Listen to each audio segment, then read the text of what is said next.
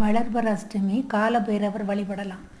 ராகால திருப்பி செவ்வாழைப்பழமும் செவ்வரளி மாலையும் வச்சு வணங்குனீங்க, நீங்கள் நினச்ச காரியம் நடக்கும். காவல் தெய்வம், நம்ம எங்கேயாவது வீட்டை பாதுகாப்பாக வச்சுக்கிடுவார்.